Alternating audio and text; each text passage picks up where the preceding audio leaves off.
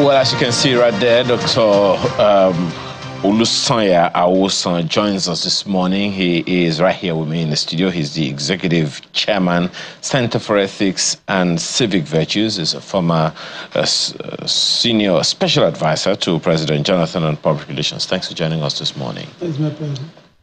Let's begin with what you consider, the impact of the federal government's policies in recent times on Nigerians generally, particularly their purchasing power. Well, maybe I will start by quoting Amika Cabral that said, what I'm going to say today that we have not said before. As the committee also said, an object will continue a state of rest or uniform motion unless there's an express force activity. So we continue to talk and deliberate. We are living in times of very difficult, very harrowing experiences. Okay. Well, there are so many issues to look at in that particular matter when you consider the fact that Nigeria's economy has been on its own roller coaster for a while. Talking about the policy of government, you want to talk about, first of all, about the subsidy removal, which a number of people consider as, perhaps a very major straw that broke the camel's back, or that touched on the camel, reducing government expenditure and redirecting funds to other critical sectors. Of course, that has also informed the fact that state governments have a lot more resources at their disposal. Of course, this naturally led to increase in fuel prices all across the nation. It has also increased the inflation figures. The country has seen high inflation rate driven by increased fuel costs and broader economic pressures. No doubt that has had significant impact on the purchasing power of Nigerians. Well, there are those who also consider the purchasing power parity as some form of devaluation. All of that, let's see how it goes. But, when you consider all of these conversations, Dr. Awosan, one of the questions you want to ask is, please, are we in the right direction? Are we in the right direction? Well, I hope so. You hope so? I hope so, yes. Because let us, where I come from, the elders will say, when a young man falls, he looks straight to see whether the daddy or mom is there. When an elderly man stumbles, it's not falling out, he looks back. I think 8 years of General Muhammadu Buhari has been an 8 year of calamity in this country. That regime brought Nigeria on its knees. Now, having said that, I want to think that the courage to remove the subsidy on petroleum, the act to remove the subsidy on petroleum, is courageous in a way. But I think the then incoming president was probably not aware of the depth of rot in the mantle that his party man, General Buhari, was passing to him on that very day. Looking back, I know that if you think that a lot of work will have been done before that particular decision was taken. But I also said that the removal of subsidy in itself, it is not that it has not produced any good at all. After all, it has increased monetary allocation to states and local governments. What are the state government doing with all this money? Actual portfolio that is going on at that level of governance, irresponsible and irresponsive governance that is going on at that level in itself is a problem to is one of the causes of the problem. There are those who would also point to the fact, Dr. Awosan, that the federal government has a significant problem in that the issues, all of the initiatives that they come up with, all of the policies that they initiate, all of the ideas that they put forward, they are definitely from the federal government. And just as you said, there are those who would say, well, they can excuse the state government simply because the federal government didn't even sit properly before taking it such a major step. But this is supposed to be a federation. A federation that's any significant decision by the federal government cascades significantly across the states. I agree with you, but look at what is going on at the various states level. Look, take for instance, a few states. Lagos State, the Lagos State is doing fairly well. If other governors are doing as much as you have Lagos State government doing, we will not be in this much difficult situation. Is that the problem? Who should be taking that on? My apologies. Who should be taking that on? Because a good number of times when people talk about government policies, no one is looking at the policies of the states. People are looking at the policies of the federal government. So who should be giving attention to the policies of the states or the impact of the states on the Nigerians, if not the people living in the states? It is unfortunate that the media and the critical people always focus on the federal government. So it's not a problem for the media. How about, that we have to follow the news? That's what we do. Now, whatever issues we see that are prominent, we take these issues on. You are talking about this now. We are taking on the issues that concern the states. Our major focus has been on the federal government. And why is that? It is so because the federal government itself behaves larger than life, loom large within the system. The states as the federating unit, they are as important. They are very important because they are closer to the people. You served with you served with the president before, yes, so and you perhaps can even speak to this. What was the body language of the federal government towards the states when you were in government? Well, President Jonathan was a very friendly person, and his approach has a kind of human face that most of the time he usually get across to state governor and say, my brother governor, he was a governor before. So he has a way of linking with them. But apart from that, what I'm saying is this budget, is this the federal government that is running the budget of, for instance, of Kogi State?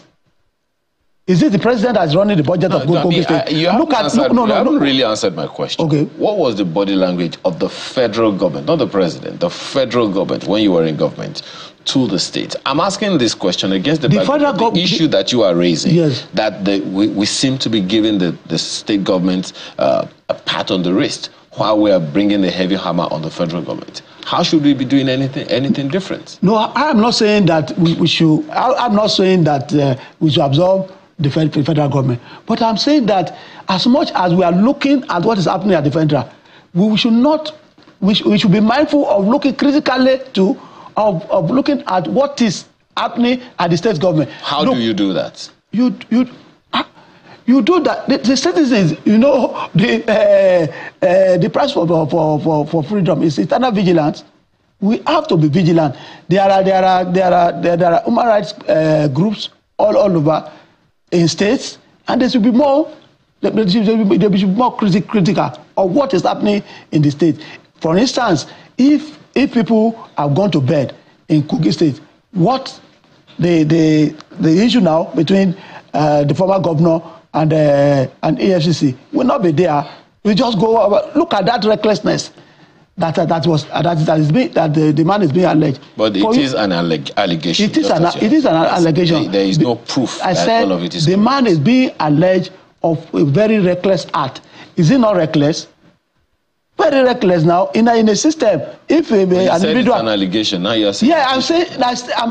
Look, listen to me. I said the man is being alleged of a reckless act. Okay. I have not gone, I've not said the man is a thief.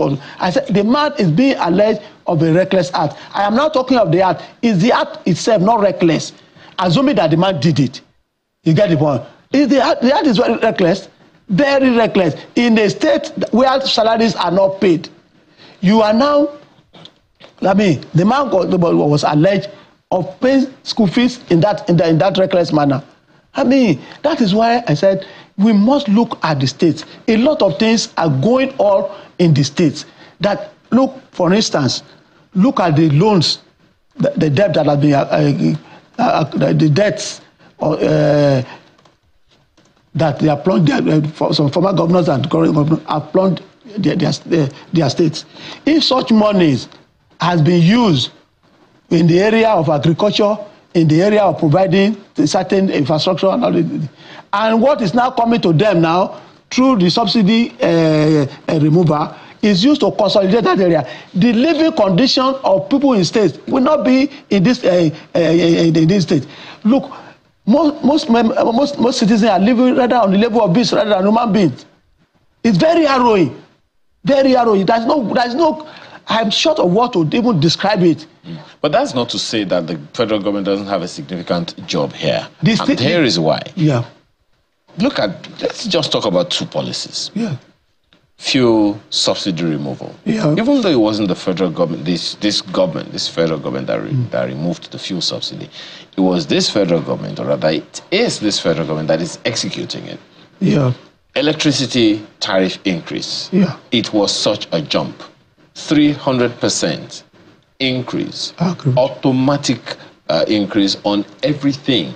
And so we don't blame that on state government. State government, yes, I agree. Blame those on the federal government. What could, in your opinion, the state governments have done to ameliorate the challenges that the people had to face? Let me tell you, there are humongous resources that are being wasted at the state level. Such as? Look, what is the impact of all these loans that have brought heavy debt on the state? What is the impact? Can you find any impact in the life and the living of the citizen? No. In terms of infrastructural development in the state, do you find any impact of such? So go and look at the debt now. Go and look at all the debt that they have plunged their states. Some of them today now are owners of estates. What were they doing before? Where there is problem at the federal, there is also problem at the states. Look, the local government, the Attorney General is just trying to salvage the local government. The local government, they just take some change and give to the chairman. The chairman also go on frolicking. You get the point? What we are saying is this: we need the attitude of leaders and the followers need to change. Before you can expect development, there are certain values that must be operational within the community, and we need a kind of discipline to be able to ginger the development in every area or every areas of our life. Well, why we are not saying that the federal? No, you mentioned the issue of the electricity. The people have already dealt with it. It has received condemnation generally at every level that it cannot work, and it's not working. Are you getting me now? And it's not working. The removal of subsidy, we have said that there was no proper preparation for that removal. Before you announce a policy, you must banter it with your team. There was no team even at that time that the president announced that subsidy was gone. Let me tell you also that I also believe that despite all those errors, can we now say that totally? Well, I heard from an expert that said it's a subsidy. It's not subsidy removal. It's subsidy reduction. That's one is another discussion entirely. Can we now say that this subsidy reduction has not brought any advantage to the states? The money, that's of money that is accruing to the state. How have they accounted for the money, the increase in allocation to states? We should look at that area. Generally, the policy. If I talk about the policy, my own take is this: there is no, that before we can make any appreciable success in terms of development in this country, we must change our attitude to agriculture and agro-allied industry. But, when the minister was talking a few months ago, talking about dry season and dry farming, what do you see? Do you see any activity in the we must go back. We must go back to agriculture and agro-allied industry. One, apart from the fact that it provides opportunity for job creation, diversification of economy, and we also have the opportunity of export. Unless we increase production and we are able to earn, that we can begin to talk of how can we put this. How can we put this? No, it's interesting, Dr. Awosan, that you mentioned agriculture now, and I know that you've written quite significantly on that as well. You know, growing up and looking at all the things, all efforts that we have made in terms of agriculture before the first military incursion, in 1966, agriculture was our mainstay. During the First Republic, even during the military era, agriculture was quite a significant thing for us. In the second, before the Second Republic, the federal government at the time and the military government at the time began to divert Nigeria back to agriculture. It was the windfall of the oil that saw us go down the path that we went down to at the time. Here we are today. How many years on? Since 1977, 78, if memory serves me right, the Operation Feed the Nation was initiated by the military government at the time. And almost every government successively had tried to bring back this whole orientation about agriculture. The Obasanjo government tried to do the same thing when he came back as a civilian president. Even now, this government, the Tinubu government, almost as soon as he came in, declared a state of emergency on food security in the country.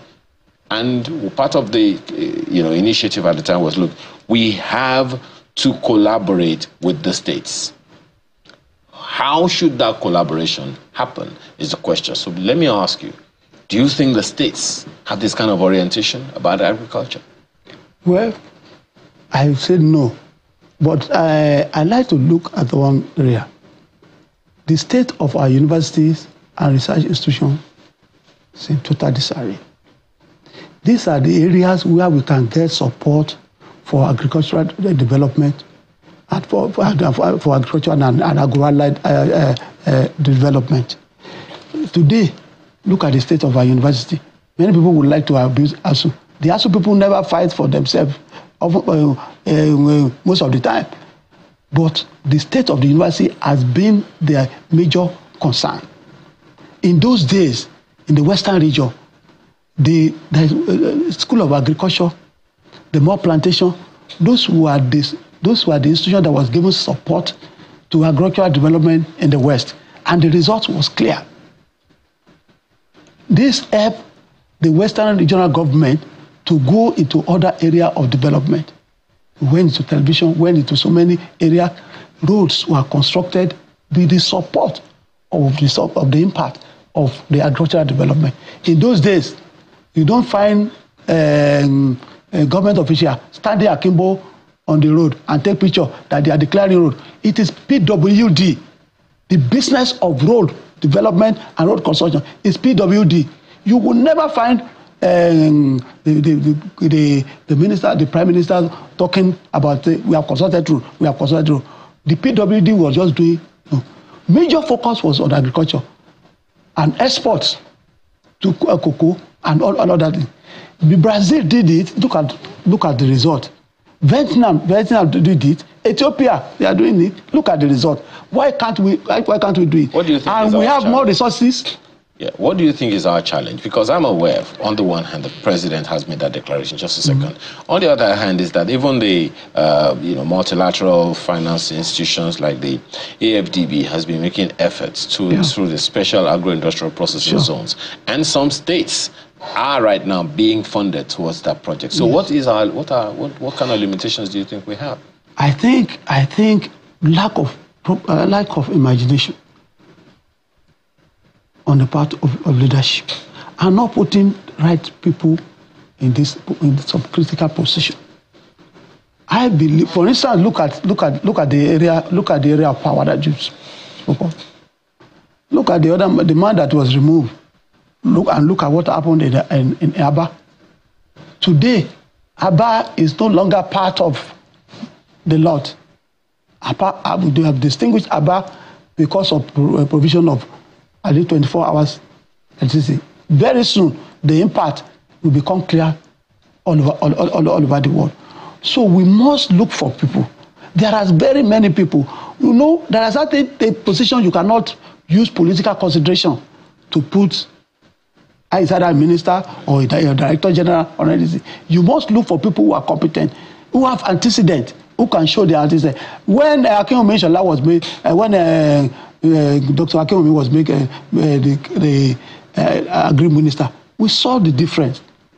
I was one of those who worked. I mean, our department worked with him to exhibit most of the products. And I saw it myself. It's not that I read about it. So such a person, we still have very many of them. Greek is not where you come and speak grammar alone. Well, it's interesting that you talk about agriculture and you also talk about the Dr. Akinwumi Adesina, who happens, by the way, to be the AFDB president now. And he is part of the people championing these special agro-industrial processing zones. Some state governors, particularly in the north, have taken trips all across the world to the headquarters of the AFDB to have conversations about this execution. Now, what are the challenges you see in the way for them? If agriculture is going to go anywhere, there has to be significant partnerships. What kind of partnerships do you see? Because we understand the special agro-industrial processing zones is a government-enabled, private sector-driven project. Yes. What are the inhibitions you see in the way? According to those who are involved, the reason that most of the states are not ready to go along. They speak, they address press conference and all this thing, but most of the people who are coming forward to partner with them have seen that there is no enough seriousness and commitment from most of these state governments. The state governments that you put from the north, you will look at those such individuals. They come out, they argue about it, and they go ahead and put everything into action. But most of the state governors that you see that are wasting money all about are finding it difficult to commit their states into all this. And that's why there was a man who was speaking about it on the traffic radio. He said, look, that they cannot imagine that after saying so many beautiful words, that you go there and the type of attitude that most of these state governors have into agri. And these are states with the historical linkage with agriculture. Their forefathers developed those states through agriculture. So, you know, I think we have wrong people in the leadership, very many at the state level. Okay. My colleagues in Abuja would have a question or two for you. Go ahead, guys.